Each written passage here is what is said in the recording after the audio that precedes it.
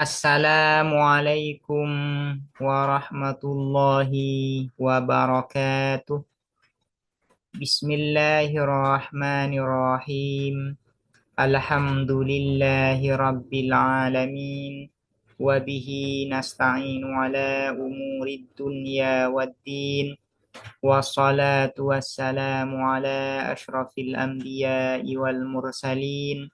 Sayyidina Muhammadin wa ala alihi wa sahbihi ajma'in. Allahumma fakihna fid din wa 'allimna at-ta'wil amma ba'du. Bismillahirrahmanirrahim. Mari sekarang kita melanjutkan ngaji kitab Al-Khulasah fi Usulil Fiqhi yang ditulis oleh Asy-Syaikh Muhammad Hasan Hitu. Sekarang kita masuk pada pembahasan tentang al-aslu fil asya. Al-aslu fil asya ini termasuk bagian dari al-adillah al-mukhtalaf fiha. Al-aslu fil asya'i ialah hukum asal fil asya'i di dalam segala sesuatu. Yang dimaksud dengan al-asya di sini adalah masiwal ibadah, perkara yang bukan ibadah. Dan perkara ini tidak ada dalilnya, baik dari Al-Quran, dari hadis, dari ijma' maupun dari qiyas, dan dari dalil-dalil yang lain. Nah, ketika ada suatu perkara yang tidak berkaitan ibadah dan tidak ditemukan dalilnya, maka akan dihukumi apa? Hukum asalnya ini, hukum asal dari perkara ini apa?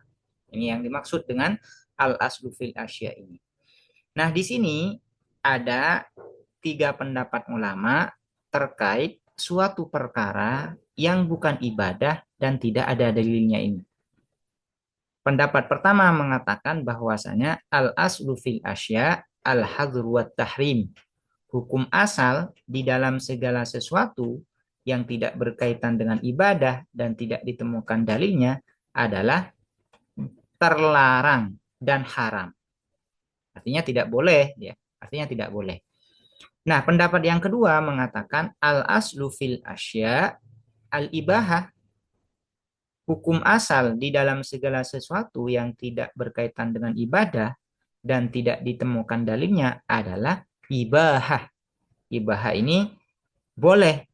Nah, yang dimaksud dengan al-ibahah sebenarnya berkaitan dengan 4 hal, yaitu imma wajib, imma mandub, imma makruh, dan imma mubah. Pendapat yang ketiga, ini ditafsil. Kalau perkara itu berkaitan dengan al-manafi, artinya memiliki kemanfaatan bagi manusia, maka hukumnya ibahah, boleh. Tapi kalau perkara ini adalah memudaratkan, membahayakan kepada manusia, maka hukumnya adalah tahrim, haram. Jadi ada 3 pendapat ulama berkaitan dengan al-aslu fil asya ini.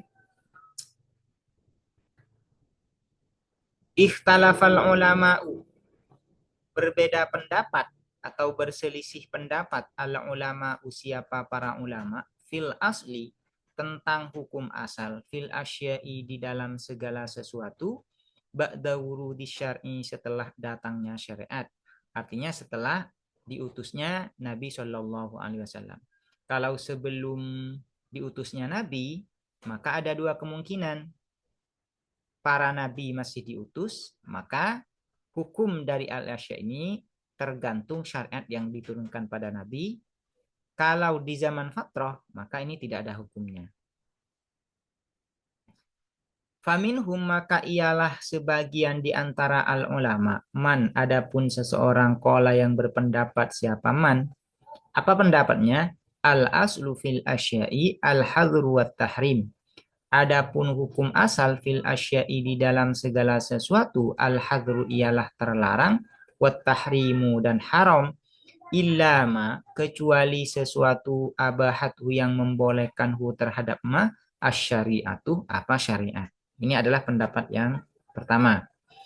Karena itu fa'ilam yujad, maka apabila tidak dijumpai fi syar'i di dalam syariat ma apa sesuatu ya dulu yang menunjukkan apa ma alal ibahati atas ibahah boleh fa'innahu maka sesungguhnya sya'an yutamassaku dijadikan pegangan bil asli apa dengan hukum asal.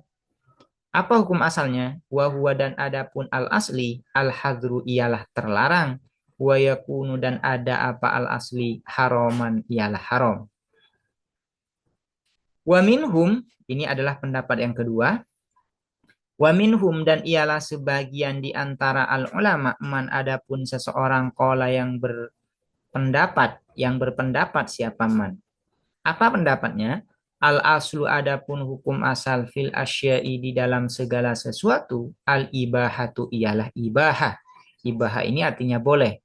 Nah, ibahah ini mencakup 4 hal, yaitu al wajib, al mandub, al makruh dan al mubah. Wala yusaru dan tidak dijadikan ilal man'i apa pada terlarang, wat tahrimi dan haram illa bidalilin kecuali dengan dalil minasyar'i dari syariat. Pendapat yang kedua mengatakan al asul fil asya al ibahah dan tidak boleh dihukumi haram kecuali ada penjelasan dari syariat. Nah, sekarang adalah pendapat yang ketiga. Wasahihu dan adapun pendapat yang sahih alladzi yang alaihi ialah atas alladzi jamahiru ahli ilmi adapun mayoritas ahli ilmu annal aslah ini menjadi khobar dari as-sahih annal aslah ialah sesungguhnya apa hukum asal fil manafi di dalam perkara-perkara yang bermanfaat al ibahatu ialah ibahah mubah. Mubah ini artinya boleh. Al-ibahatu adalah boleh. Yang dimaksud dengan ibahah mencakup wajib, mandub, al-makruh, dan al-mubah. Bisa jadi wajib, bisa jadi makruh, bisa jadi mubah, dan bisa jadi mandub. Wal madhari dan perkara-perkara yang membahayakan at-tahrimu ialah haram. Jadi pendapat ketiga ini mentafsil kalau perkara itu berkaitan dengan perkara yang memiliki kemanfaatan kepada manusia, maka hukumnya ibahah. Cuman kalau membahayakan, maka hukumnya adalah at-tahrim, haram. Wal muradu dan adapun yang dimaksudkan bil manafi dengan al manafi, al asya'u ialah perkara-perkara atau segala sesuatu an-nafi'atu yang bermanfaat lil insani kepada manusia.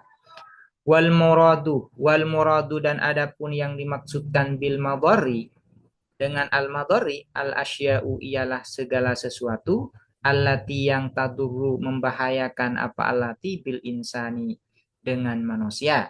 Nah, bil insani pada manusia. Jadi yang dimaksud dengan al madhar adalah segala sesuatu yang membahayakan kepada manusia.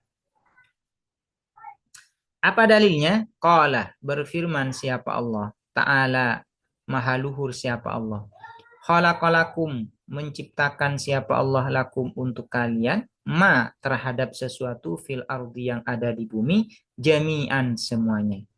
Wallahu dan adapun Allah la yamtannu ialah tidak memberi anugerah siapa Allah ala ibadihi atas hamba-hambanya Allah illa kecuali bima dengan sesuatu fihi ialah di dalam ma manfaatuhu adapun manfaatnya ma lahum bagi ibad. Wa qala ta'ala dan berfirman siapa Allah ta'ala maha luhur siapa Allah uhilla lakumut thayyibatu uhilla dihalalkan lakum bagi kalian at-thayyibatu apa segala sesuatu yang baik at-thayyibatu apa perkara-perkara yang baik. Thayyibat ini adalah segala perkara-perkara yang baik ya thayyibat.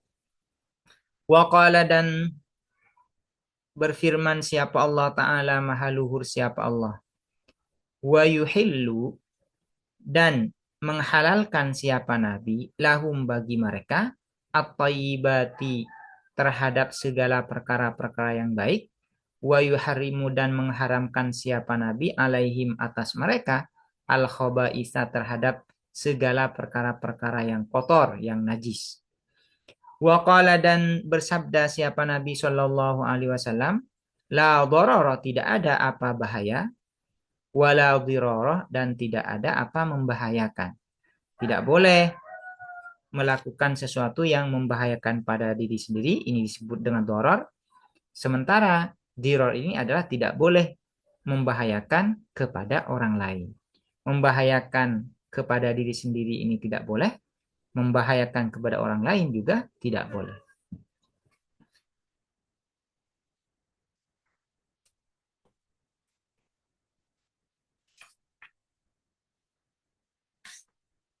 Wahada, wahada dan adapun ini qaulun nabi la dharara wa la dirara, sharihun ialah jelas atau gamblang, fi nafima di dalam meniadakan sesuatu, fihi ialah di dalam ma dhararun adapun bahaya, mutlakon secara mutlak, mutlakon secara mutlak ya. Secara mutlak ini secara absolut ya. Wallahu dan adapun Allah a'lamu ialah lebih mengetahui siapa Allah. Demikian penjelasan tentang al-aslu fil asya. Ini ada 3 pendapat sebagaimana sudah dijelaskan barusan. Semoga dapat dipahami dan bermanfaat. Assalamualaikum warahmatullahi wabarakatuh.